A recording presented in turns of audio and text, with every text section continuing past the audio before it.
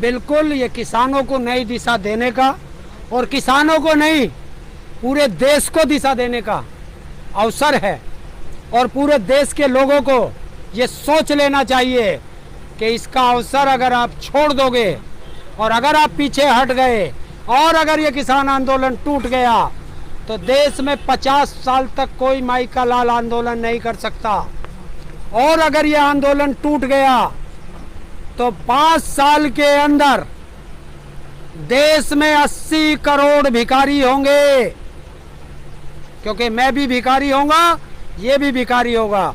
क्यों? कि नौकरियां देश से खत्म,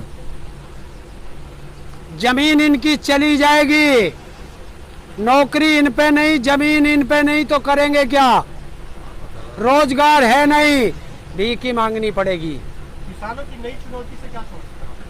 किसानों को मिलने वाली आने वाली नई चुनौती से क्या सोचते हो? आने वाली चुनौती ये है कि इस देश को बचाना है, देश के गरीब मजदूर को बचाना है, भूख से मरने से बचाना है, गुलामियत होने से बचाना है। ये सब बड़ी चुनौतियां इस देश के सामने खड़ी हैं। सरकार किसानों को नई दिशा कौन सी देना चाहती है? कोई दिशा नहीं देना चाहती। ये देश के अंदर भ्रम फैलाया जा रहा है। क्या दिशा दोगे? इस किसान की जमीन छीनकर इसके हाथ में कटोरा देके वो नई दिशा दिखाना चाहते हो? ये चाहते हैं कि देश में 2 संविधान लागू हो।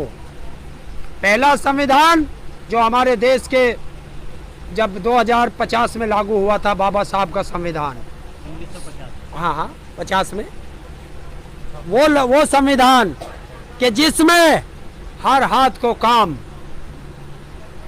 हर व्यक्ति को रोजगार, जैसा जिसका रोज क्वालिफिकेशन वैसा उसका रोजगार, देश में संसाधन बढ़ाना, किसानों के सही कार्य के सही पैसे देना, किसान की खेती को उभारना, क्योंकि ये कृषि प्रधान देश है, उसमें सारी चीज दी हुई है।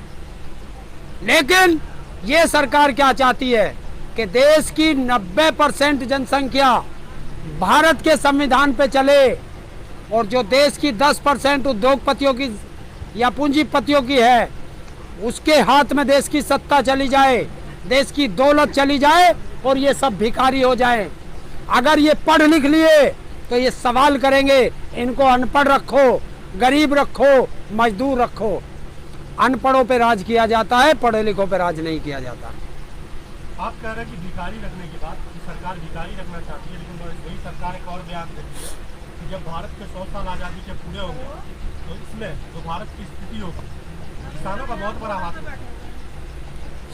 देखिए कि क्यों 100 साल होगा तब, 100 साल होगा तभी होगा जब हमारे देश के प्रधानमंत्री लाल बहादुर शास्त्री जी थे। हमारे देश में अनाज का अकाल पड़ा हुआ था, तब उन्होंने एक नारा दिया था, जय जवान जय किसान का और हरित क्रांति का।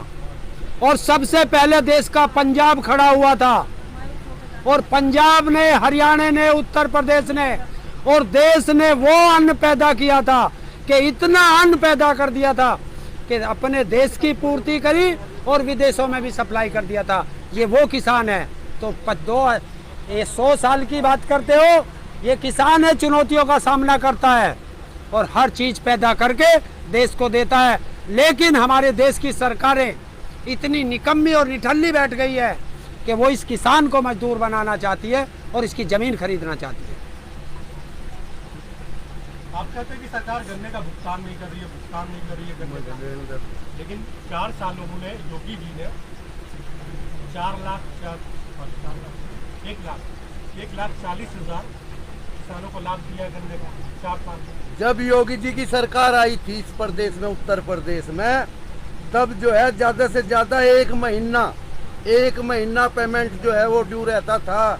और आज जो है 1 साल योगी जी की सरकार आने के बाद में 1 साल तक जो है पेमेंट नहीं हो रहा। 12,000 करोड़ उत्तर प्रदेश का किसानों का पेमेंट बकाया है। मैं एक छोटा सा किसान हूँ, मेरे पास 3,000 क्विंटल गन्ना होता है, मेरा 6 लाख रुपया जो है अभी भी मिलों पे बकाया है। ये मतलब झूठ बोलते हैं, सब दिन झूठ बोलते हैं। योगी हो चाहे मोदी हो अमित शाह हो, इन्होंने तो झूठ बोलने का भी इंतहा कर दिया। ये झूठ बोलते हैं। देखिए, 1,40,000 करोड़ है वो किधर गया? हाँ मैं बताता हूँ। जो इन्होंने बताया, कितना बताया? 1,40,000 करोड़ 1,40,000 करोड़ कितने दिन का? 4 साल में दिया गवर्नमेंट। बजट 1 साल का बनता है, 4 साल का बनता है? 4 साल में टोटल जो दिया गवर्नमेंट ने वो 4 साल का। अपनी तनख्वाह बताई कि 4 साल में मैं कितने करोड़ ले चुका? अब आपकी बात कर नहीं बताते ना। किसका दिया? हमारा था हाँ, या सरकार ने अपना पैसा दिया? आपका ही पैसा हमारा पैसा था। अभी दिया कि नहीं? कितना? 1,40,000 करोड़। गन्ना लिया नहीं लिया? गन्ना दिया था। हाँ, तो हमारे पैसे हमें दिए, एहसान किया। मैं ये कह रहा हूँ कि हमारा 1 साल का पेमेंट बकाया है।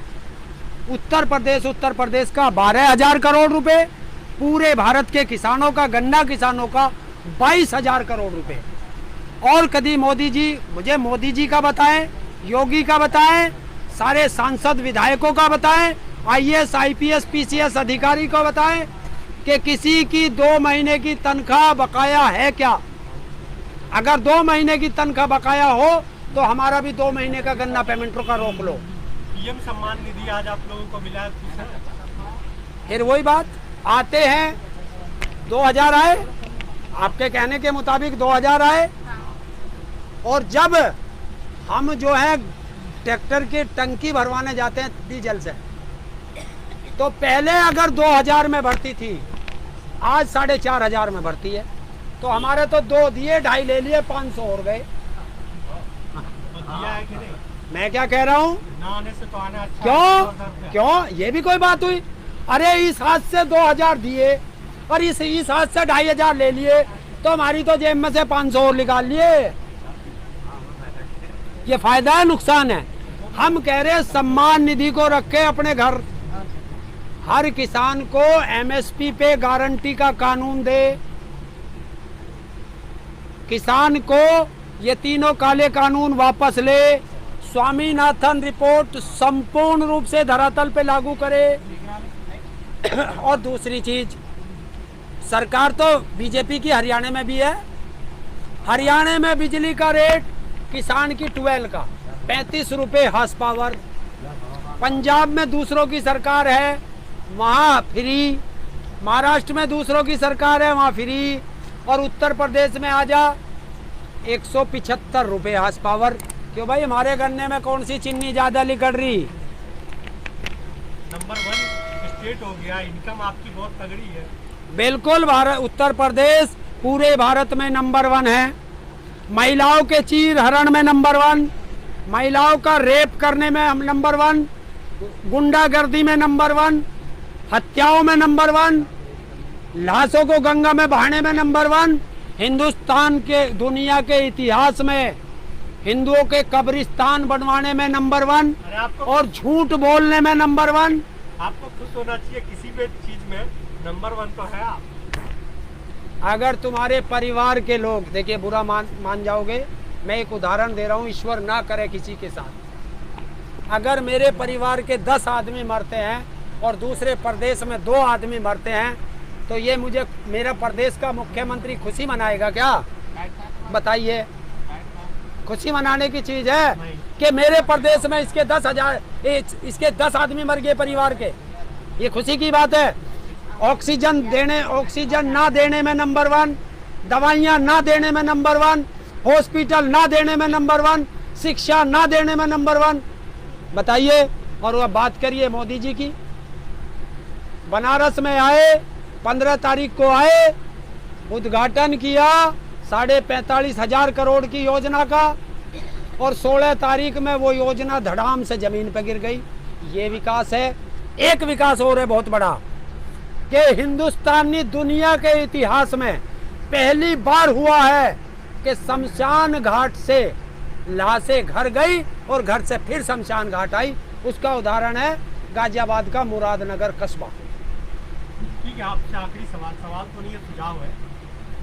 प्रधानमंत्री जी 15 अगस्त के लिए सुझाव मांगा, आप क्या देखें? किससे मांगा है? जनता से। जनता से नहीं मांगा है, उसी रूबी का लियाकत से मांगा है।